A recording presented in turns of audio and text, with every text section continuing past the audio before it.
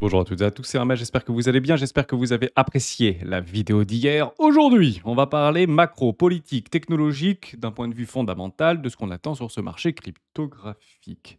Dernière news, côté ondulation d'Ishimoku Kinkoyu, nous avons eu une masterclass de Géo, pas plus tard que hier en fin de journée, et il nous a donné une date, celle du 23 juin 2025. Je vais vous en parler dans cette vidéo. Nous sommes haussiers très court terme, oui, très long terme, oui. Mais j'ai une perception baissière et je vais vous expliquer pourquoi dans cette vidéo. Je vais reprendre par rapport aux précédentes vidéos de ce début de semaine et vous allez voir que l'objectif de cours bear est aux alentours des 93 000 dollars. Pensez à moi, team moyenne mobile 200 périodes. Je vais vous raconter tout ça dans cette vidéo. Restez bien accrochés et il y aura quelques invalidations clés par rapport à les dates visées. On en parle maintenant.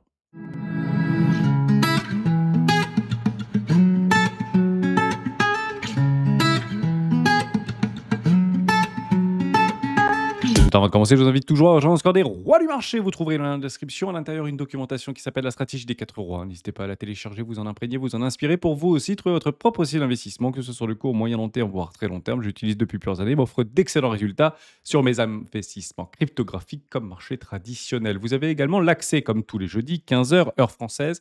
Nous faisons du live trading et vous avez tout ça dans le salon Bienvenue Trading avec la procédure. Et nous sommes actuellement en longue puisque c'est la stratégie qui nous invite à l'être, notamment sur Atom, à hauteur de 1000, voilà, 1000 atomes actuellement. Nous l'avons pris très exactement ici, et puis derrière, on attend encore un petit peu de hausse, puisque je n'ai pas d'invalidation baissière, et j'attendrai des objectifs un tout petit peu plus ambitieux par rapport à ce trade. Et ces trades-là, on les évoque tous les jeudis, 15 heures, heure française, et on s'est fait exploser la semaine dernière, et vous avez d'ailleurs le replay qui sera disponible en fin de journée, j'ai oublié de le mettre, excusez-moi, mais il sera disponible le replay de la semaine dernière et tous les live trading sont en replay disponibles à l'ensemble des membres traders de la communauté des rois. Bon, parlons très rapidement Bitcoin, mais avant ça, on va parler macro. Et oui, c'est toujours la même chose, on danse avec le même pied. Macroéconomie, on attend de la croissance, on essaye d'évaluer le risque, notamment sur les marchés financiers et les flux monétaires. On a eu la réponse de Jérôme Powell, non, il n'y aura pas de baisse des taux. Voilà, très clairement, et pas avant le mois de septembre. Et puis si au mois de septembre, ça veut dire que l'inflation est en dessous des 2%, c'est comme ça. Ok, bon, ça nous donne quand même de la visibilité. Côté politique, on attend quoi? Plus de régulation, de la réglementation et de l'exploitation. Et on peut parler dans l'écosystème cryptographique de l'exploitation minière, notamment du côté des États-Unis. Et là, pour le coup, on va pas le refaire, mais ça fait plus d'un an et demi que les planètes sont parfaitement alignées, se sont alignées avec Donald Trump, se sont parfaitement alignées. On est dans une éclipse totale, juste formidable. Et ça, faut le conserver le plus longtemps possible. Côté technologique, on va se poser la question du côté sécuritaire. On va se poser la question du côté de l'adoption. On va surtout se poser la question sur les différents leviers de croissance. Et quand je parle de levier de croissance, je ne parle pas nécessairement de Bitcoin, puisque honnêtement, en tant que levier de croissance, Bitcoin n'en fait pas partie, mais on peut regarder tout l'univers cryptographique et tout l'écosystème cryptographique. Et celui qui a les yeux actuellement qui commence à rebriller, c'est Ethereum. Formidable Ethereum. Honnêtement, il est en train de galvaniser de la dominance contre Bitcoin et on veut voir maintenant une accélération. Et je pense que tous ces layers 1 historiquement bien implantés dans son protocole Bitcoin, dans son protocole écosystème cryptographique, nous donnera très probablement cette impulsion pour nous donner un soupçon de départ de quelque chose. Mais là, il faudra des confirmations. Et ces confirmations, on devrait les avoir d'ici le 23 juin prochain. On va parler très rapidement. Vous avez deux petites bougies. Je suis actuellement en daily, mais c'est pas compliqué. On est probablement sur un point bas. Si ce point bas tient aux 103 135 dollars, objectif, aller faire un tour dans une zone de rechargement de vente logique entre les 108 000 dollars et les 110 000 dollars. C'est là que je veux voir une réaction du marché. Je veux voir tout simplement un squeeze. Donc il est très probable que si mes indicateurs techniques, notamment Gator sur des timeframes en 40 minutes ou potentiellement en journalière, me dit prends un short, je vous le dis franchement, je prendrai un short. Là, il me le dit pas. Donc tant qu'il me le dit pas, bah, je joue pas. D'ailleurs, si on peut faire un tout petit tour du côté du Bitcoin en 40 minutes, on a bien dégradé au niveau du USTC. On est en train de galvaniser sur un équilibrium juste ici. On est plutôt dans une zone discount ou proche de zone discount.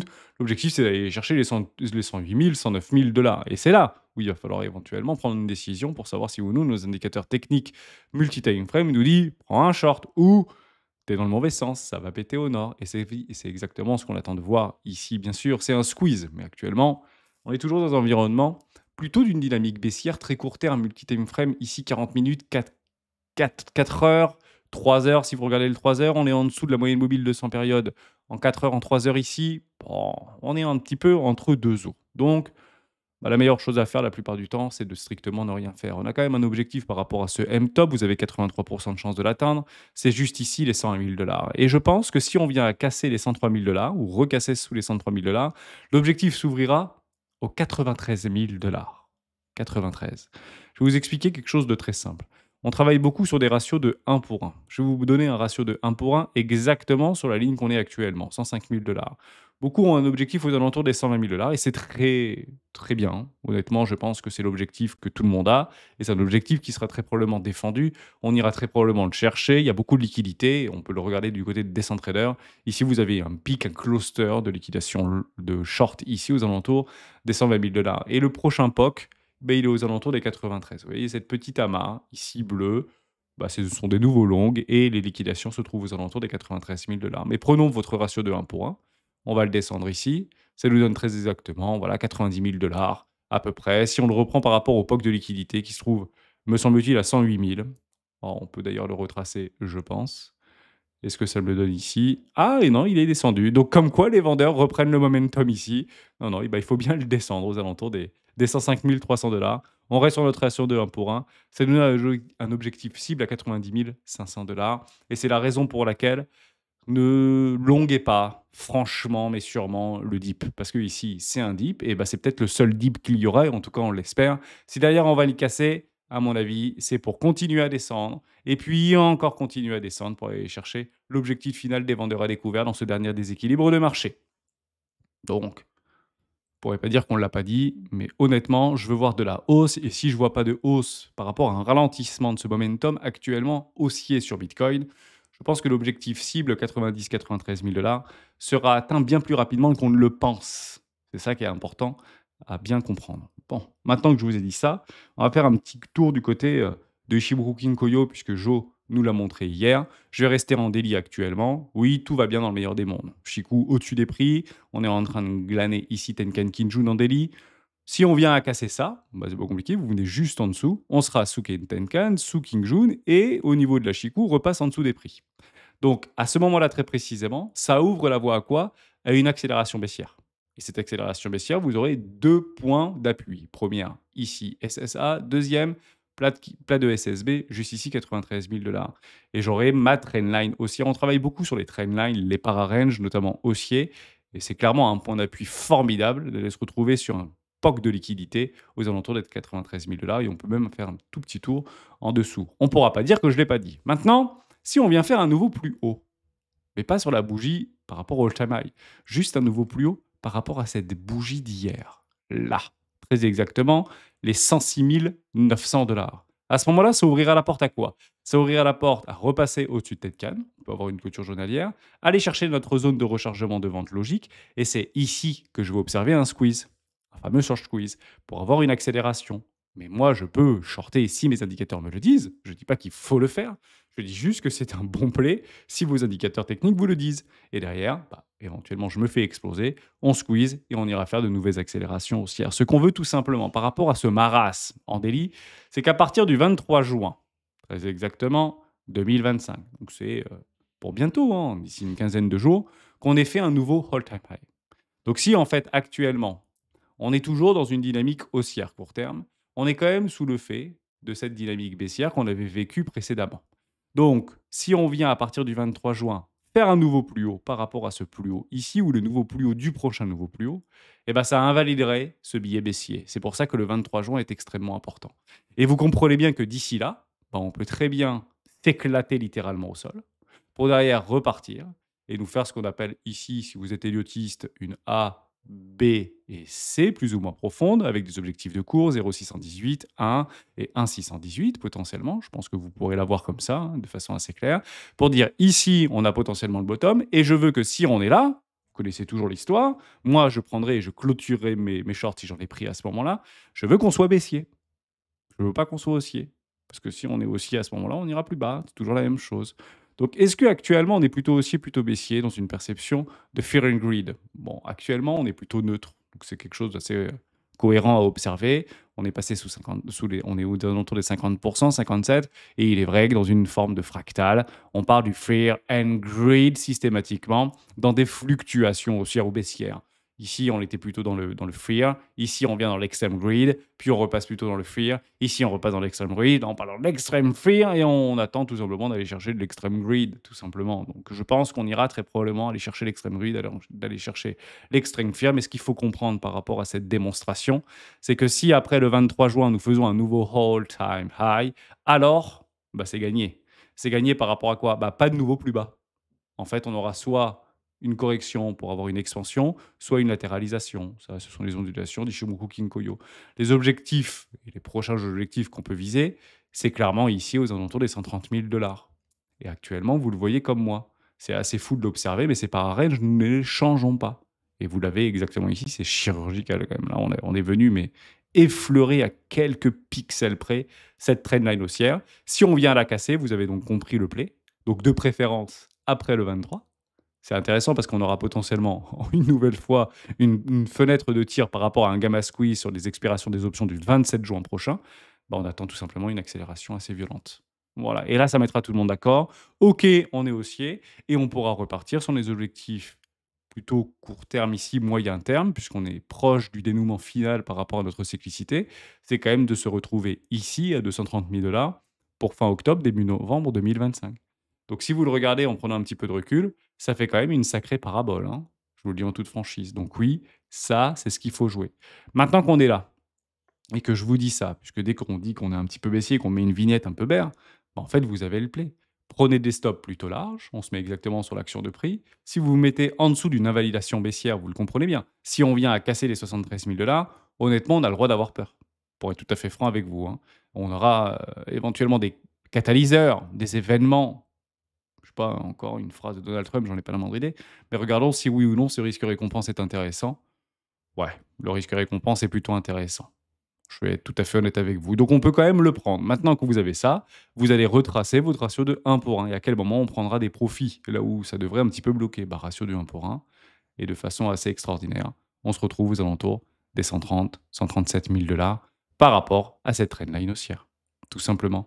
Donc la prochaine zone de consolidation, je pense qu'elle se trouve là-dedans. Tout simplement. Et on peut très bien faire un tour ici avant d'y aller, bien évidemment. Donc vous comprenez bien que on est tous sur le même pied d'égalité, on voit exactement la même chose, mais actuellement, sur du très court terme, on est toujours, et je dis bien toujours, sur cette dynamique baissière et on vient de rentrer dans cette dynamique baissière. Donc il faut faire relativement attention. C'est pas moi qui le dis, c'est Chikou, ici en hebdomadaire. Vous l'avez juste là. Vous prenez Chikou et on a bien fini cette impulsion haussière. On s'était posé la question par ici, est-ce qu'on passe au-dessus des prix ou est-ce qu'on va traverser les prix? On est très, très exactement là. On a suivi cette impulsion haussière, on a suivi cette impulsion haussière. On peut d'ailleurs reprendre des objectifs de cours en AB égale CD en fonction de la dynamique. Vous pouvez les avoir juste là. Vous allez prendre votre point bas, vous allez prendre ce point haut ou ce point haut, j'en ai pas la moindre idée. Allez, on va prendre celui-là, on va être un peu moins un petit peu moins gourmand, sinon on le changera. Ouh, chirurgical, 133 000 dollars pour le septembre 2025 minimum, si on suit cette fluctuation tout simplement en AB égale CD. C'est assez incroyable. Mais bon, tout se rejoint ici. Donc on rentre dans une phase de latéralisation. Et regardez ce qui se passe la semaine prochaine. Bah, vous avez plutôt un attrape-cœur ici, par rapport à une grosse bougie de dégradation sur Chikou, qui devrait attirer le prix pour aller chercher quoi? Un bottom. Donc c'est clairement ce qu'on peut vivre. On peut avoir une jolie impulsion haussière d'ici la fin de la semaine. Derrière, potentiellement, ou zone de rechargement de vente, hein. On verra bien d'ici là, on aura le temps de le commenter. Puis on se fait attraper pour aller chercher cette dynamique baissière. On touche un bottom 93 000 dollars, puisque j'avais moi cette trendline ici haussière, pour derrière repartir et espérer faire un nouveau all-time high après le 23, donc dans la semaine du 23 juin. Je pense que le play n'est pas forcément très mauvais. Je peux complètement être à côté de la plaque. Je veux juste te dire que si on tombe à 90, 95, 100 000, bon, ce ne sera pas le moment de paniquer, mais je pense que les gens, et beaucoup de gens vont paniquer à ce moment-là. Je trouve ça assez drôle, mais comprenez-le comme ça. Soit vous tradez sur des toutes petites time frames, soit vous avez des stops extrêmement éloignés. Ça sert strictement à rien de se mettre en levier x30 sur ce type de prix. En somme, nous sommes donc, pour résumer le travail de Géo d'hier, je vous le résume en une phrase. Nous sommes haussiers jusqu'au 11 juin. Voilà, au moins vous l'avez jusqu'à mi de la semaine prochaine. On est haussier. Et dans cette dynamique haussière très court terme jusqu'au 11 juin, on veut voir des bougies vertes, évidemment. On aura une invalidation de plan bear, donc ces fameux 93 000 ou 95 000 dollars ou 90 000 dollars, si on fait un nouveau plus haut après le 23 juin. Voilà. Donc d'ici là, eh ben, on est, dans le no man's land, si vous voulez, et il faut tout simplement attendre ce que le marché et ce que le cours souhaite nous dire. Jolie chose du côté, des ETF, on reprend, 375 millions hier, mais ce qui m'intéresse le plus, ce n'est donc plus Bitcoin ici ou pas Bitcoin depuis maintenant plusieurs semaines, voire plusieurs mois, c'est plutôt Ethereum et bravo. Plus de 100 millions de dollars, pardon, qui a été ajouté, dont 77 millions de dollars du côté de BlackRock sur Ethereum et on le voit clairement au niveau du cours, c'est quand même sacrément résilient, c'est exactement ce qu'on veut voir, c'est exactement ce qu'on veut lire, et c'est toujours la même chose. Est-ce qu'actuellement nous sommes plutôt haussiers ou est-ce que nous sommes plutôt baissiers? Bon, on est baissier en réalité. Pourquoi? Parce qu'on est en dessous en journalier de la moyenne mobile de 100 périodes. Tant qu'on est au-dessous de la moyenne mobile de 100 périodes, bah, c'est plutôt intéressant, soit de prendre des profits si on avait pris vraiment le point bas, extrême point bas, soit bah, hedger sa position puisqu'on est revenu très proche d'une moyenne ou d'une moyenne de range. Alors c'est un tout petit peu plus haut, on pourrait le tirer jusqu'à 2800, 2900 dollars. Vous avez toujours des déséquilibres de marché au niveau du Chicago Mercantile, juste ici, jusqu'aux 3200 dollars. Je pense que c'est le prochain objectif de cours. Moi, je me déleveragerai de façon très succincte si on vient atteindre les 3200 dollars. Et d'ailleurs, vous pourrez voir beaucoup d'analystes financiers, notamment sur Ethereum, notamment sur pas mal de cryptoactifs. J'espère que Atom nous donnera également une belle poussée haussière d'ici là. C'est clairement ce que je joue, hein. Moi, j'ai deux arbitrages, Ethereum contre Bitcoin et Atom contre Ethereum. Et je veux voir Atom surperformer Ethereum dans les 2 prochaines semaines, hein. C'est ça mon play actuellement. Maintenant, je peux me faire invalider, se faire racler littéralement les stops, mais il faudra tout simplement pas paniquer et essayer de reconstruire d'ici là des longues et ne pas le faire tout simplement maintenant. C'est pas intéressant de le faire maintenant. Actuellement, on peut plutôt se faire piéger plutôt qu'autre chose. J'espère que je vous ai aidé dans cette vidéo. Pas plus de choses à dire. Du côté de Bitcoin, on est toujours haussier puisqu'on est au-dessus de la moyenne mobile de 100 périodes et au-dessus de la moyenne mobile de 50 périodes. Mais on peut très bien venir chercher, effleurer cette moyenne mobile de 100 périodes. Et si on doit le faire, je pense qu'on le fera de la même façon qu'on l'a fait ici. C'est la raison pour laquelle bah, je veux plutôt voir moi de la volatilité, et c'est important de voir de la volatilité, plutôt que de voir quelque chose qui fait strictement rien, réduit la volatilité, parce qu'à mon avis, c'est prise de stop pour aller chercher cette moyenne mobile de 100 périodes. Donc je serai très attentif. Je ne suis pas forcément pessimiste, je ne suis pas baissier, foncièrement baissier sur ce marché. Je dis juste qu'actuellement, on est en train d'observer quelque chose de fondamental. C'est un ralentissement du momentum qui nous avait été initié depuis ici, début avril 2025. Voilà, on le voit bien, vous avez une très forte augmentation et si on suit cette augmentation, bah, vous avez tout simplement un ralentissement de cette accélération. Donc qu'est-ce qu'on veut? On veut un coup de fouet, on veut un coup de rein, on veut repartir sur cette accélération et aller chercher des objectifs beaucoup plus hauts. Le jeu ici, c'est périlleux, tout simplement, parce que c'est assez facile d'aller chercher des stops. Maintenant, vous avez la réponse. Si vous vous posez la moindre question, c'est la seule chose qu'il faut regarder à très court terme. Vous passez en délit, vous zoomez très fort, si on vient juste à effleurer et à venir chercher les 106 000 dollars et qu'on a une accélération, c'est très positif. Si on vient chercher les 103 107 dollars, c'est plutôt pessimiste et je pense que ça ouvre la porte, je le dis bien, ça ouvre la porte à une ABC. Donc une A, potentiellement une B, potentiellement une C pour aller chercher l'objectif beaucoup plus bas. Et je pourrais essayer, m'imaginer, à trouver des opportunités plutôt ici, voire dans des équilibres de marché. Je ne prendrai pas le premier, clairement. Je pense qu'on ira beaucoup plus bas puisqu'on sera beaucoup trop haussier ici. Je pense que c'est plutôt ici, voire un tout petit peu plus bas qui pourra éventuellement me donner des plaies de retournement pour pouvoir remettre du levier sur ce Bitcoin dans une dynamique et d'un flux haussier. Dernière chose qu'il faut quand même penser, un marché peut retracer de moitié en moitié moins de temps. Ici, vous l'avez. Ça nous donne une date au 14 juin très exactement pour retracer de moitié en moitié moins de temps. Donc n'ayez pas peur, ne paniquez pas. Si on se retrouve aux alentours des 93 000 dollars, aux alentours du 14 juin prochain. Donc on peut regarder toute petite time frame, grossir doucement les time frames, avoir plusieurs dates à donner.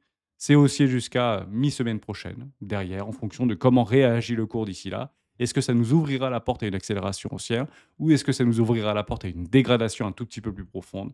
Vous avez exactement tous les éléments maintenant entre les mains. C'est ce qu'on fait au quotidien, c'est ce qu'on essaye de regarder et actuellement, bah, je ne bouge pas. En tout cas sur Bitcoin, je suis plutôt attentiste. Et si je devais prendre des profits sur Bitcoin, puisque ma stratégie me l'indique, prenez-les, ces profits. Pas de cupidité, pas de certitude. Si vous avez un plan, suivez votre plan. On peut dire tout ce qu'on veut, on ne connaît pas l'avenir du cours. Je dis juste qu'actuellement, il y a un ralentissement au niveau du momentum. Et c'est exactement ce qu'on avait vécu ici, en fait. Vous avez des impulsions qui sont très fortes. Là, vous avez vraiment des impulsions qui sont très fortes. Puis derrière, vous avez un ralentissement. Voilà. Et quand il y a un ralentissement, consolidation, conciliation, qui peut donner cours à des retracements. Et vous savez, vous connaissez l'adage. Un marché peut retracer de moitié en moitié moins de temps. Donc on peut très bien prendre ici. Un marché peut retracer. Oh, je vais le prendre un tout petit peu parce que je n'avais pas pris ma zone basse. Un marché peut retracer de moitié en moitié moins de temps. Bingo. Hein, c'est aussi simple que ça.